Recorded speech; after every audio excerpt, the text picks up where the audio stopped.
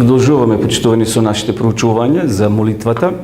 Веќе поминавме 4 теми во минатите петоци. Еве вечерва пред нас е нов предизвик, нова тема. Ќе зборуваме за воскресението на Лазар. Мислам дека нема човек на оваа планета, на оваа земја, кој не слушнал за овој пример, дека човек кој бил 3-4 дена во гробот, Исус да го воскресне. Тоа е чудо на чудите. Иако во Исусово време исто така имало воскресение. Исус воскреснувал и други личности, како што било девојчето, кај што рекол Исус Талита куми, стани, и она момче од Наин и други имало воскресение и во Стариот Завет. Меѓутоа, ова е специфичен начин и затоа вечерва ќе биде предмет на ова наше размислување во склоп на ова серија за молитвата. Значи вечерва нашите мисли ќе ги насочиме токму кон примерот кој ни е запишан во Евангелието според Јована 11 глава. Значи вечерва ние ќе читаме и ќе проучуваме токму од 4-то Евангелие и ќе проучуваме Исусовата молитва. Кратка молитва, но многу била ефикасна, многу силна, многу динамична, и затоа верувам дека ќе се охрабриме вечерва и ќе одговориме на она прашање зошто Бог понекогаш молчи. Кога во прашање овој пример на двете сестри Марта и Марија кои пратиле пратиле порака до Исуса да дојде итно да дојде, зашто неговиот пријател е на смрт. А Исус како да се забавувал, како да не иде таму, одел на други места, меѓутоа ние подоцна ќе видиме зошто сето тоа така се случувало. Значи, ќе зборуваме за воскресението на Лазар. Еве ова молитва што Исус ја упатил на својот Отец пред да ги изговори оние судбоносни зборови: Лазаре, излези. Ајде одеме во Јован 11 глава и заеднички да го читаме текстот 41 и 42 стих. Татко, ти благодарам што ме послуша. Интересно, уште настанот не се случил, уште Лазар е во гробот, а Исус веќе му благодари на својот Отец, зашто тој бил 100% сигурен дека тоа ќе се случи што тој го знаел. Меѓутоа, останатите луѓе кои подоцна ќе видиме дошле од разни побуди, некои дошле од радозналост, тука имало фарисеи, садукеи, црквени водачи кои го чекали Исуса на нож, го чекале на кривина, што би се рекол, да го убијат. Јас знаев дека секогаш ме слушаш, но ова го реков заради народот кој стои тука за да поверува дека ти си ме пратил. Исус знаел, почитуваме, дека со овој пример многу луѓе ќе ги потикне да веруваат во. И денес ние го читаме овој настан. Кога го читаме во црква, на вакви места или на гробиште, кога погребуваме некои од нашите верници, нашите мили драги, тоа ни дава потик да веруваме дека и ако нашите еден ден ги изгубиме по пат на смрт повторно, Бог ги врати. Значи, воскресението на Лазар е најголемо чудо во Новиот Завет. Може да види, го замислил. Значи, тоа е една карпа. Гробиштата во тоа време се клесале, се камења, и овде Лазар бил погребан. На вратата ставиле еден голем камен, плоча, за да не може. Требало повеќе луѓе да го подмрднат или поместат. И еве, гледате овде свита на луѓе. Дошле од радозналост, дошле само ако Исус греши, веднаш ќе биде обвинет пред Синедрионот и ќе биде убиен, како што замислена како изгледала таа сцена кога Исус дошол пред гробот и кога ја изговорил таа молитва. Ова чудо за воскресението на Лазара представува врхунско чудо во Исусовата исцелителска служба. Воскресението на Лазар е јасно потврдување на Исусовиот идентитет, дека Исус не е некој од многуте учители кои биле во тоа време во Палестина. Знаете, имало многу групи на учители, на водачи, имале своја група на ученици, следбеници. Имало многу. Да знаеме, па знаеме кога еднаш учениците му рекле: Исусе, таму има една така учат како ние. Ама ајде ти научи да се молиме и ние. Зашто интересно, евреи, ученици, а не знали да се молат исправно. Значи имало и други групи на луѓе, но Исус преку ова чудо едноставно својот идентитет, својата личност ќе ја потврди дека е Бог во човечко тело. Единствено Бог има власт над животот и смртта. Значи, се човек може да направи. Меѓутоа, ние ќе видиме и подоцна Čovjek može da napravi zrno pšenica, može da napravi zrno oris od plastika, identično kako originalno to, prirodno to. Međutim, što nema vnatre? Nema život. Život od samo Bog raspolaga i može da... U kontekst na Novi Zavjet, nije znamo da postoje 4 evangelija, ima 3 sinoptički i jedno ne, kako što je Jovanovo to. A ovdje u evangeliju postoje 7 znaci u to evangelije. Ova čudo predstavlja posljedna kapka u čašata koja zapečatila sudbinata na Mesijat, u pozitivnim smislu. Znate koga nekoj kistre se kapka, ili ovo je posljedna kapka. Znači ovaj posljedna kapka potvrdova Isusovoj identitet. Uvijek je čuda, znajte, u evangeliju to spred Jovana. Ki se sjetite na nekoje. Во втората глава, koje беше čudото? Со винот, со вода, секавате. Znači, Isus otišao na svadba, u Kana Galilejska, snemalo vino i znajte od ona voda što tamo, odnosno tije kjupovi koji bili napuniti sa voda, Isus gi blagoslovil i vodata se pretvorila u vino. Znači, ovo je 7 od tije čuda. Često pati početni odjel v domot na Lazara, na njegovata sestra Marija i Marta.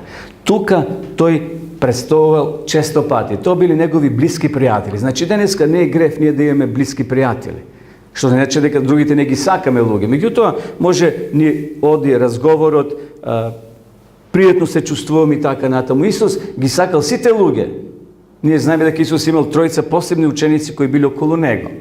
Иако и устанаците ги сакал подеднако. Меѓутоа, овде Исус кога патувал низ Палестина, а Витанија се ногела непосредно до Јерусалим.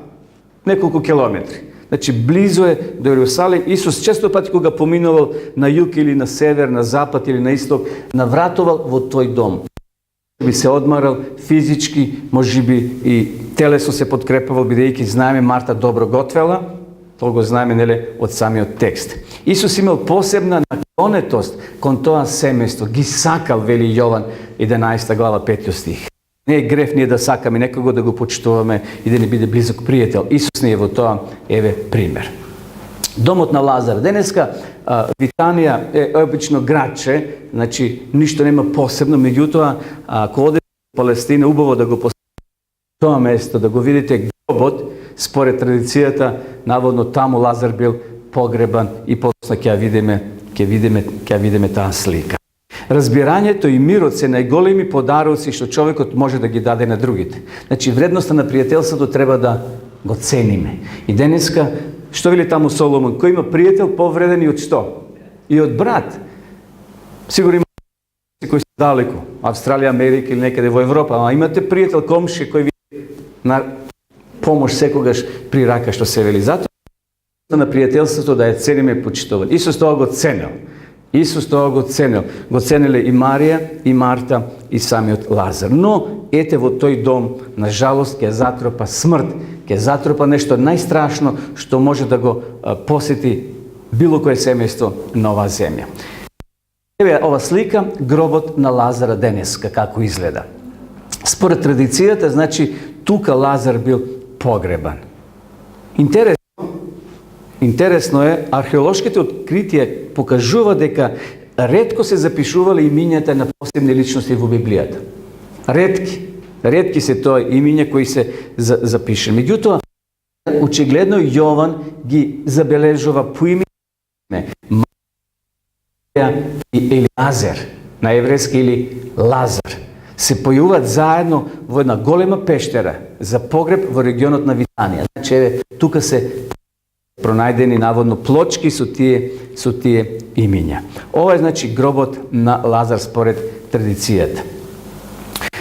Спомнувањето на имињата на Лазар и неговите сестри во Евангелијата представува редок изузеток. Значи, тие се посебни како личности што се запишани. Претежно мажите се запишуваат како глава на семејството и така натаму. Познати личности во раната црква едноставно го кажуваат тоа самите сведоци. И сега, рековме, Лазар се разболел на смрт. Тогаш немало мобилни, немало телефони, немало друг вид на комуникација. Марија и Марта испратиле човек. Порака за болеста на Лазар пристигнала до Исуса, додека тој бил во непосредното место во Јудеја. Zamislite otprilike сега Исус да е некаде према Неготино или горе према Росоман, во таа околина Исус се движал. Гласникот ја однел пораката, под итно дека Лазар е на смрт, може би нема да го затекне кој Исус ќе дојде дека е жив. Исус ја добил таа информација, ја го прочитал писмото, го свиткал и го ставил во джебот. Ние би се зафрашале, Исусе, зарем не мариш за твојот пријател? Па тој скоро ќе... А ти воопшто не реагираш. Замислите, тие мигови, тие часови, тие минути биле како вечност за Марта и за Марија. Го гледа брат, како веќе ги испушта с последните воздишки и тој само што не умрел. А Исуса го нема. Излегува Марта таму во дворот, го патува погледот кон далечината од каде Исус често пати доаѓал и носил радост, мир, воодушевување во нивниот дом. А сега, кога е најпотребен, Исус во тие мигови му се заканувала опасност во Иерусалим на Исуса. Ние знаеме дека Исус имал секојдневни непријатели. Покушавале често пати да му направат атентат, тоа го пише во Библијата, вели сакаа да го убијат. Исус знаел сега, ако го напушти Иерусалим, постои опасност да го убијат, постои опасност во заседа да го што рековме 2-3 километри отприлика, сега не ме држите за збор, близо е, значи пешки може да се стаса. Исус планирал како сега да постапи. Од една страна неговиот пријател ќе умре, ќе бидат ужалостени неговите најдобри пријателки Марта и Исус треба сега да оцени, да прецени ризик во Иерусалим, окружување. Треба да се упати кон Витанија. Витанија беше близу до Иерусалим. 18 стих, значи кога се вели близу, тоа можело близу да се истигне. Тома, кога е слушнал веста, а не ја разбрал, знаете, ние понекогаш сме слични како Тома. Слушнаме нешто, но не го разбираме и даваме погрешен одговор. Тома вели да отидеме и ние да умреме. Толку бил храбар да умре Тома. Меѓутоа, овде Тома зборува за друго нешто, не буквално да се физички умре. Исус ги среќава Марта и Марија на тајанствено место. Често пати тие прошетувале тука низ Гецеманската градина. Ова е постои стари маслинки дрвја близу Иерусалим. Има прошетки, разговарале со Марта, со Марија, со Лазара. Исус им зборувал за нов свет, за нов живот, живот без смрт. Но тоа се било така во магла, убаво да се слуша кога е смртта далеко таму во некој друго семејство, но кога ќе затрупа во твоето семејство, во моето, во нашето, тогаш тоа се доживува на друг начин. Сега Марта и Марија ја гледат смртта во ликот на нивниот брат. Како ќе изреагират? Исуса го нема, тој кој носи живот, тој кој носи радост, тој кој воскреснувал и други лица, и затоа подитно го побарале да се појави во нивниот дом. Маријана Томсон еве што кажала: она што донесува живот на Лазар, на Исус му носи смрт. Значи, ако се Исус појавил веднаш, првиот ден, Исус би бил убиен на патот за Витанија. Но она што донесува смрт на Исуса, донесува живот на овој свет. Подосна, Исус ќе го даде својот живот кога ќе се исполни што? Писмото, така? Исус требало времето кога ќе се исполни. Исус ќе умре, Исус не бега од смрт. Таа смрт ќе предонесе живот за нас, за целото човештво. И затоа Господја убаво кажала: оно што донесува живот на Лазар, на Исус му носи смрт. Она што донесува смрт на Исуса, донесува живот на овој свет. Исус е, почитувани, таа наша замена. Исус е патот на животот. Исус е патот кој води кон Голгота, но тој пат за спасение. Исус тоа го знаел. Исус се молил: татко, ако е можно да ме помине чашата на гневот, но нека биде твојата волја. Исус за тоа дека мора да ја пие чашата до дно, но не сакал пред време. Не сакал пред време да предизвика проблеми. И затоа тоа чекање од 3-4 дена, тоа чекање кога ние се молиме: Боже, помагај итно, јас сум болен, треба да оздравам. a Isus ne reagira. Kako se čustvujeme v tije teški migovi počitovaní? Постои важна разлика помеѓу Јовановото и синоптичките вешта и Исусовите чудотворни активности. Значи, рековме, тие синоптички, како Матеј. Првите три евангелии Исус прави силни дела. Тој е зборот грчки динамис или динамо. На тоа произведува струја. Тој збор. Значи, прави Исус силни дела. Кај Јован, тој прави знаци. Тој зборот семеија. Зборот семеија. Која е функцијата на знаците во Евангелијата? Секако, знаците се многу важни.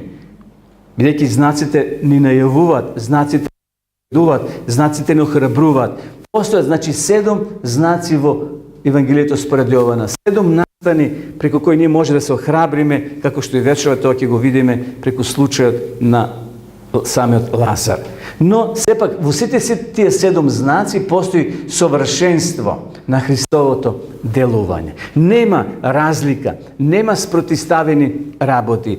Еве, една диаграм за настаните во Исусовото, во Евангелието според Јована. Значи, пролог или вовед, книга на знаци, книга и епилог, завршеток. Тоа значи се случува се во Евангелието според Јована. Тука е главната личност Исус Христос и во првиот дел и во вториот дел кога е во прашање страдањето и смртта. Овие 7 знаци ја открива намера кон светот. Прво, давање на живот и пружање на радост. Животот, гледате, овие реколци, рековме да создаде зрно пшеница.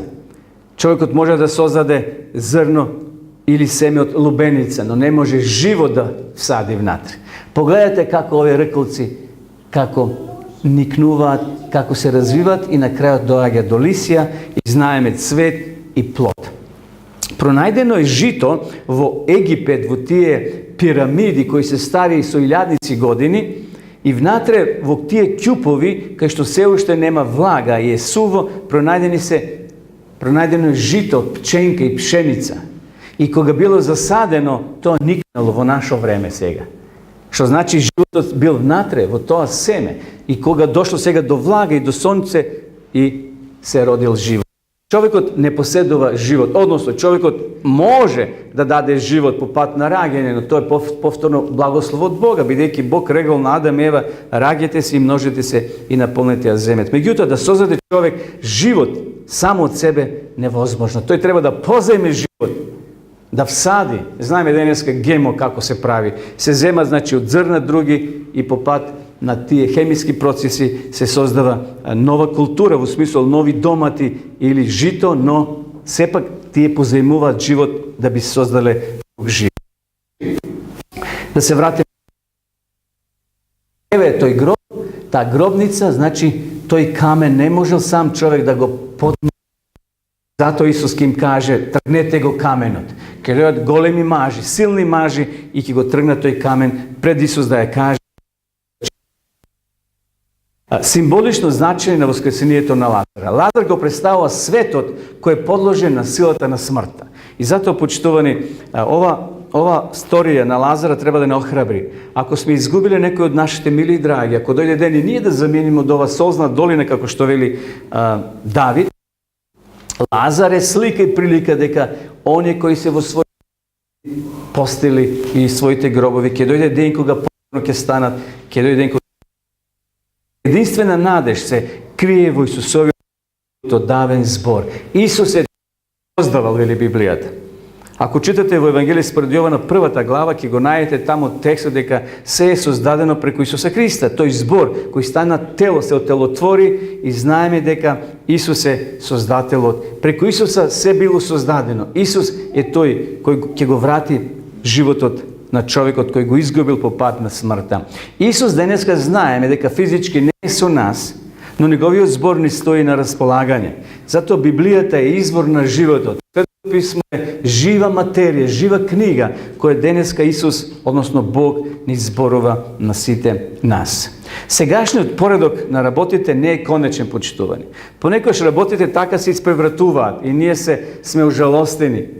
Знаете, во почетокот, Tamo na početните listovi ili stihovi ili glavi ili knjiги od Библијата ќе видите дека првин дедото умира, па таткото, па синот и така поред.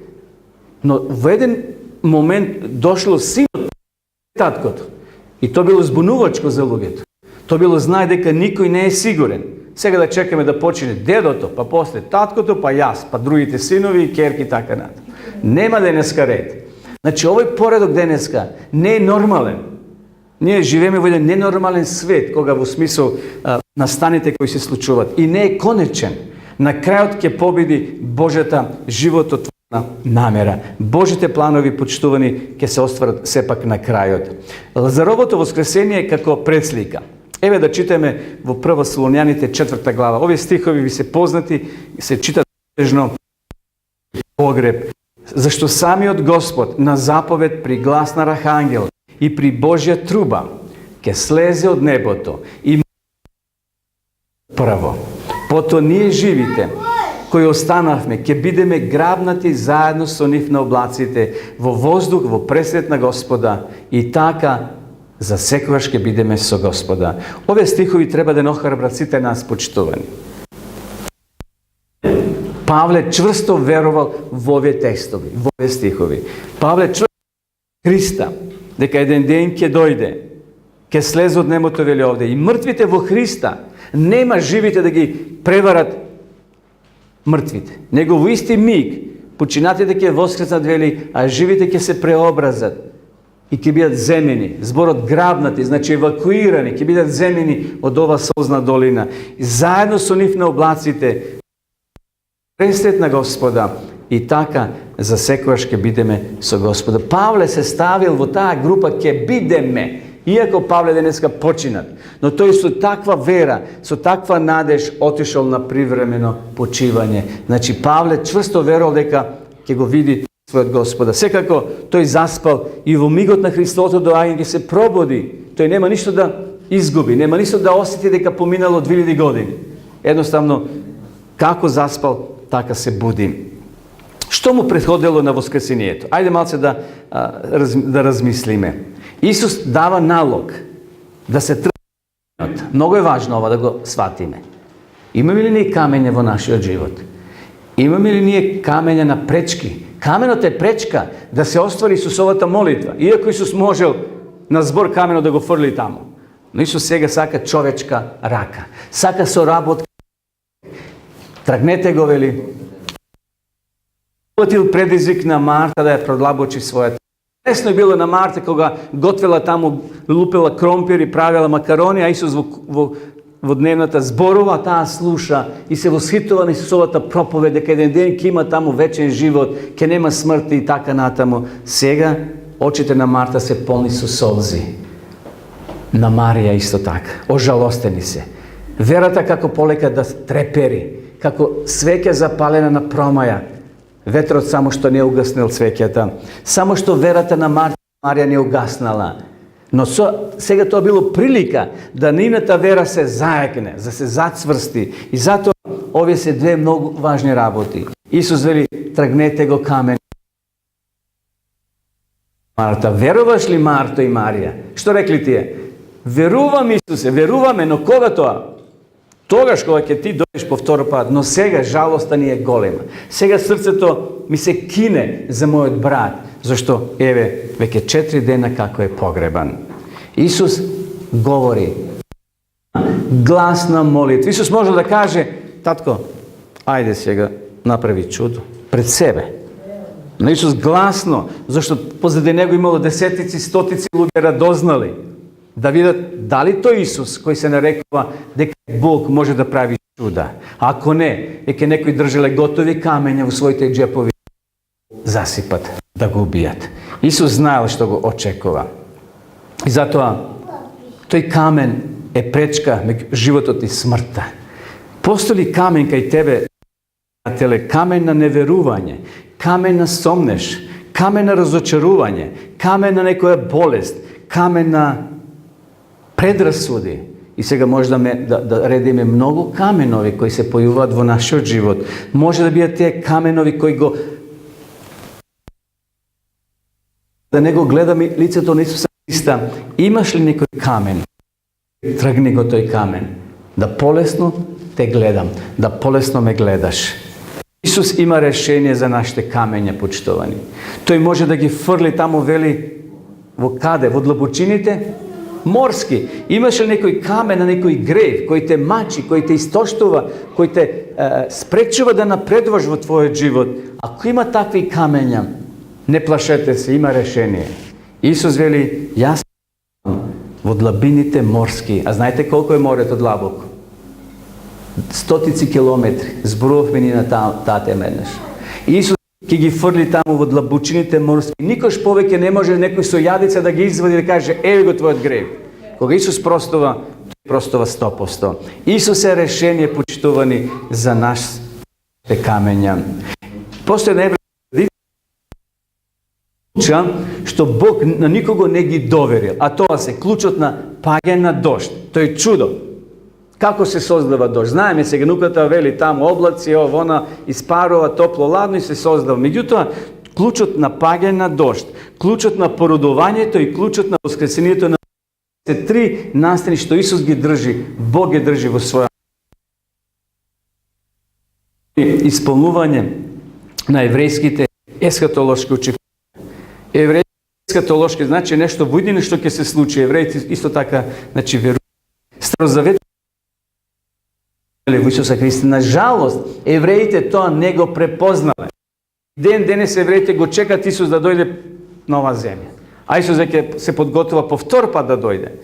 Старозаветните пророци тоа многу Енох верува доаѓа. И со таа надеж, и со таа вера Енох заминал на небото. Бог зел и тој денеска е жив горе на небото. Сите старозаветни пророци. Гледате ова слика овде. Тој старозаветен систем. Јагниња кои пренесувале, укажувале на Исус Христа. Исус веќе знаеме таа завеса се раскинала и то не оддолу нагоре, не озгора надолу, туку оддоле нагоре, што значи жртвата е веќе. Нема повеќе жртва да се пренесува за Исуса Христа. Исус е таа вистинска жртва кој дошол на оваа земја, но на жалост евреите то не го препознаа. Две важни во молитвата. Пред молитвата Исус ги подигнал своите очи. Ги подигнал и ги изговорил тие збори што ги читавме. Кој е најпогодниот положај на телото во молитвата? Тоа е вековно прашање и многу верници се прашуваат дали треба да клечеме, да стоиме, да лежиме, да гледаме, затворени очи, склопени раце. Кој е најдобар? Постојат повеќе одговори, повеќе стихови за разни положби на молитва во Библијата. Но овде гледате, Исус вели, ги отвори очите и гледаше кога се молеше. Не е грев и да ги отвориме очи да се молиме. Ние ги затвараме за да вниманието не ни се поремети. И зато ги затвараме очите и ја наведнуваме главата во знак на понизност пред Бога.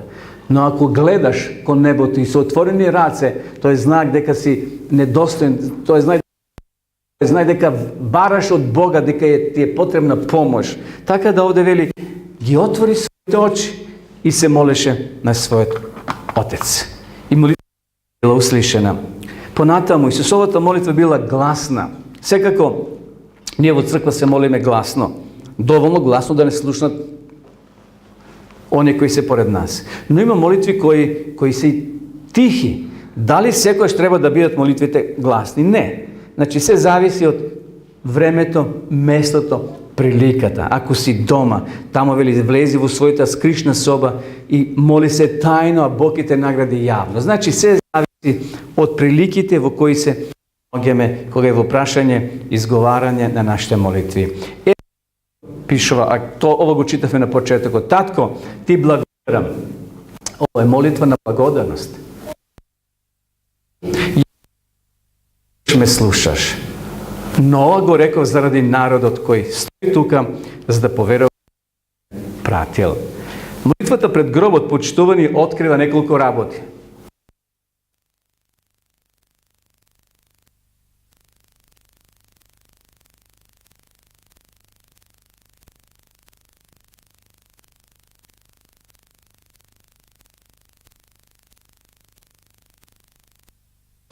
Бил уверен дека неговата молитва ќе биде услишена, зашто веќе имал искуство во минатите денови и месеци. Понатаму, Исусовата подреденост на таткото во спасоносниот план за светот, тој не се однесува како магиониче. Значи, овде гледаме дека Исус е починет на таткото. Иако тие се еднакво, Отецот, Синот и Светиот Дух. Меѓутоа, во овој контекст, Исус бил човек, Бог во човечко тело. И се што правил, тој зависел од Отецот. Тој морал Отецот да го стави на прво место. И затоа овде се моли. На едно место вели, јас и Отецот сме едно. Се сеќавате, тој текст во Јован исто така го пишува. Меѓутоа, овде ја гледаме неговата подреденост. Исус не бил од ракавот да вади голубчиња или некои други реквизити. Исус не се однесол како магионичар. Тој сега го подига на високо ниво Отецот, Таткото Небесен. И затоа се моли и тој е свесен, тој е уверен дека Таткото ќе услиши неговата молитва. И сега, порака на доста е солзи на плачење, Исус сака да им каже. Доста марамчиња да ги бриште солзите. Марто, Марија и останата ожалостена фамилија. Доста е укажување на чест на смртта. Божјата слава и сила ќе триумфират. Овие се почитувани пораки за нас денеска. Ќе дојде престанат солзите, ќе дојде ден кога ќе престанат плачењата. Ќе дојде ден кога ќе кажеме доста е на што е чест, што укажуваме чест на смртта. Знаете колку пари се дава денеска на таа смрт? Не само самиот погреб, па и уредување на тие гробишта, па и уредување на самиот гроб. Значи, доста ќе се дава чест на смртта. Исус преку ова слика и преку овој пример сака тоа да ни го каже. Ке дојде ден кога Бог ќе триумфира над смртта, како што вели апостол Павле. Смртте, каде ти е усилото? Ке дојде ден кога смртта ќе биде матирана. Го знаете тој избор мат, шах-мат. Кога немаш повеќе пиуни, кога немаш повеќе кај да одиш, како да играш. Ке дојде ден кога смртта ќе биде целосно уништена. Но дотогаш потребно е трпение. Бидејќи извор, Исус е извор на животот. Во Него треба да се потпира сета наша вера и намера. И сега, популарни еврејски верување. Зошто стасал дури во четвртиот ден? Зарем не може од првиот ден да стасе? На почетокот нешто спомнавме, постоела опасност, значи, на Исуса да му направат атентат, да му извршат. Тоа го знал. И затоа не сакал пред време да направи проблем. Едноставно, тој број еден. Второ, појавил првиот ден. Очигледно да испита верата на двете негови најдобри пријателки, на Марта и на Марија. Трето, тоа чудо да одекне како атомска бомба. После 4 дена на исток, човек погребан во гроб, белото почна се распаѓа. Знаете, ние велиме овде клиничка смрт. Бил човекот во некоја кома и се пробудил. Лазар не бил во клиничка смрт. Тој бил буквално мртов 4 дена. Зошто Исус не стасал првиот ден, туку четвртиот? Овде е одговорот да веруваат. Да веруваме и ние денеска, почитувани. Зошто Бог не одговора веднаш на нашите молитви? Понекогаш чека не 4 дена, 40 дена, 40 години чека да одговори на нашите молитви. Но тој има право да одговори тогаш кога тој ќе процени. Целта која била? Да предизвика како одговор, да веруваш. Тоа го кажува Исус на Марта. Да веруваш, Марто. Еве се случи чудо. Лазар ти се врати дома. Замислете таа сцена после месец-два. Исус доаѓа во домот, повторно веселба, повторно радост. Марта дочекуваат нивниот најдобар пријател. Но Лазар повторно умрел. Ние не знаеме колку години после воскресението. Но повторно Лазар се вратил во гробот. Повторно починал. Но сепак тоа е знак и порака за нас денеска, дека еден ден нашите мили драги Бог ќе ни ги врати. Тоа е суштината на верата. На кој начин можеме да ја стекнеме? Секако верата е верување во нешто што не го гледаш. Верата е предизвик на сите нас, почитувани.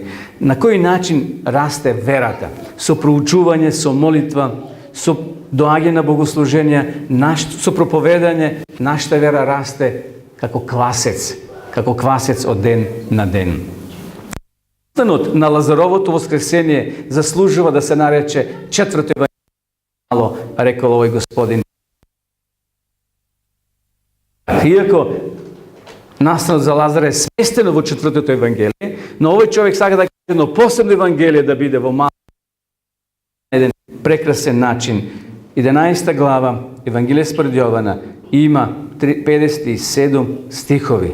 И сето тоа е проткаено е со чудото за Лазара. И кога Исус бил во Синедрионот оптужен дека прави чуда со помош на кого? На Велзевул, со помош на ѓавот. Интересно, какви биле тие црковни водачи што едноставно дури се договарале да го убијат и тоа го направиле подоцна. Надеж за мене денеска. Исус како отелотворен Бог кој го преместува јазот помеѓу животот и смртта со својот живототворен збор. Исус е почитуван тој мост помеѓу смртта и животот.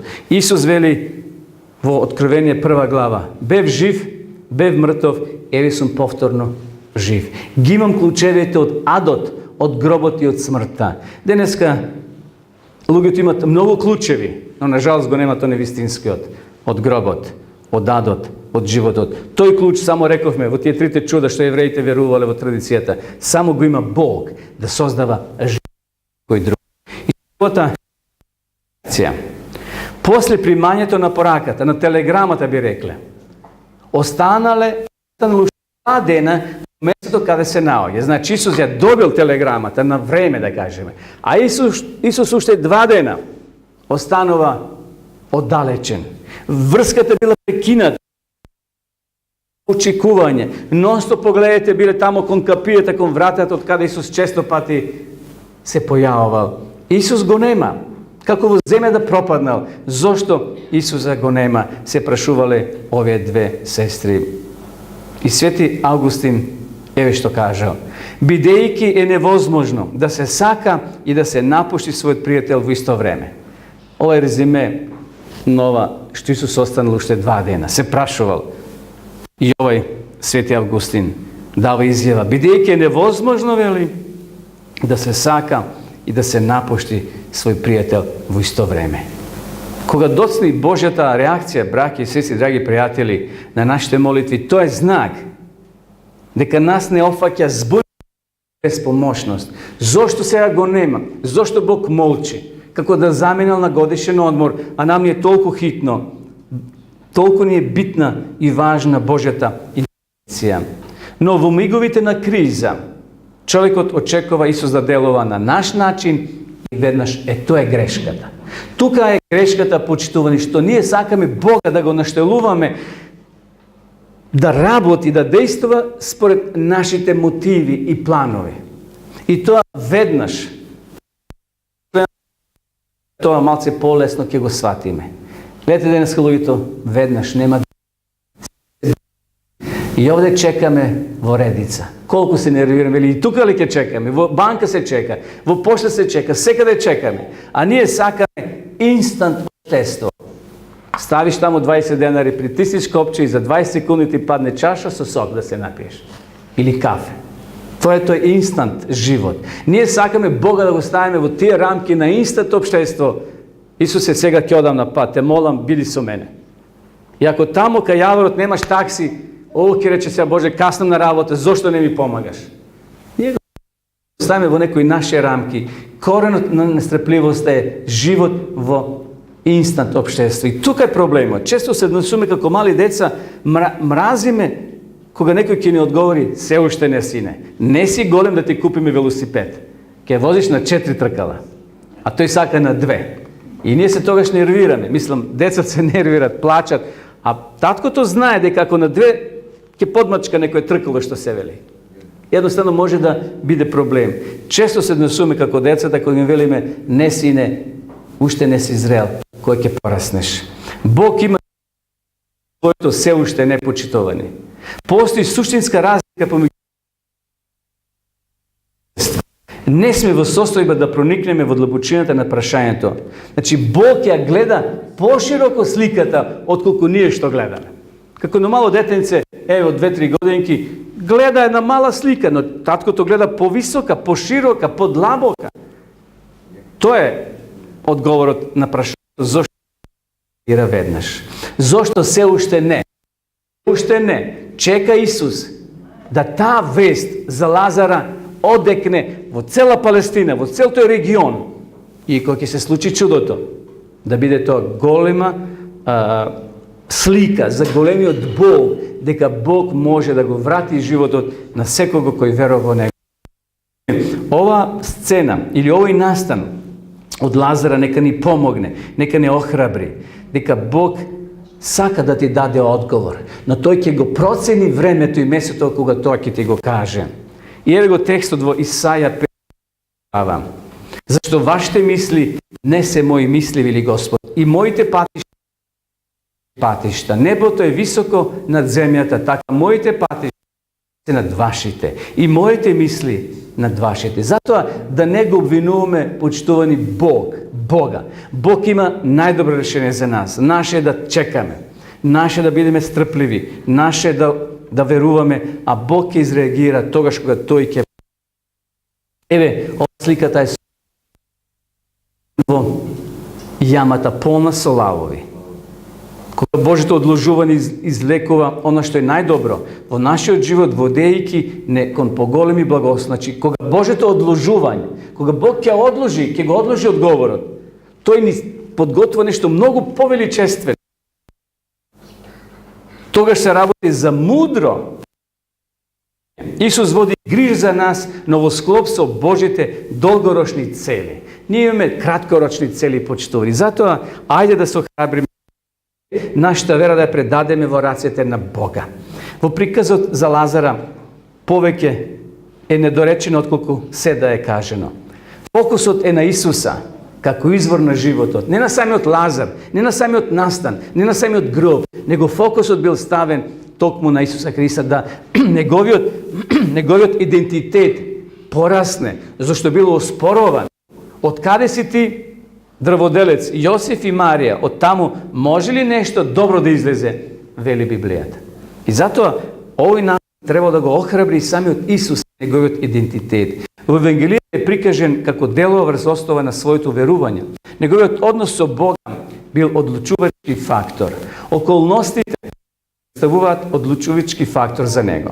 Да, Исус не се однесол према околностите, туку тој чврсто во секоја прилика верувал во свој. Се ближиме кон крајот на овој. На Исусовото задоснување. Оно што ќе се случи е на Божја слава. Ќе предизвика вера, почитува, не само кај Марта и кај Марија, на стотини околу Исуса. На милиони луѓе денес кои го читат овој настан ќе се охрабрат дека Исус е изворот на животот. И затоа Исус задоцнил со намер. Совата молитва од гроб ја пристакнува потребата за повторно. Исус вели Лазаре излези и замислете таа сцена. Лазар излегова. Доцнењето е израз на љубовта. Како да го разбереме? Израз на љубовта, а умира човек. Еве што рекол Роберт Мекајвер. Бог навистина знае и разбира работите. Тој познава нашата болка, тој знае се.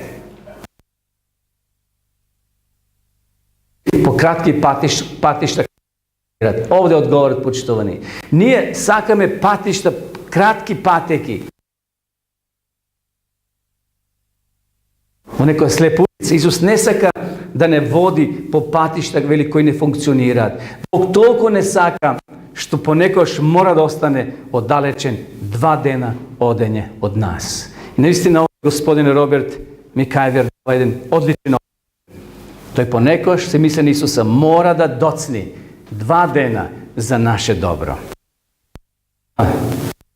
Складиме ние нашиот дневен распоред, почитувани, според Божиот. Углавиме според кој ima вечен живот. Нека навистина Господ ни помогне и не благослови да нашата вера ја градиме на чврста карпа на Исуса Христа, кој верува во Синот, има вечен живот. Нека му е слава на нашиот Спасител Исус Христос за ова сторија, за овој настан, преку кој се охрабриме и можеме да чекориме храбро напред и да му веруваме.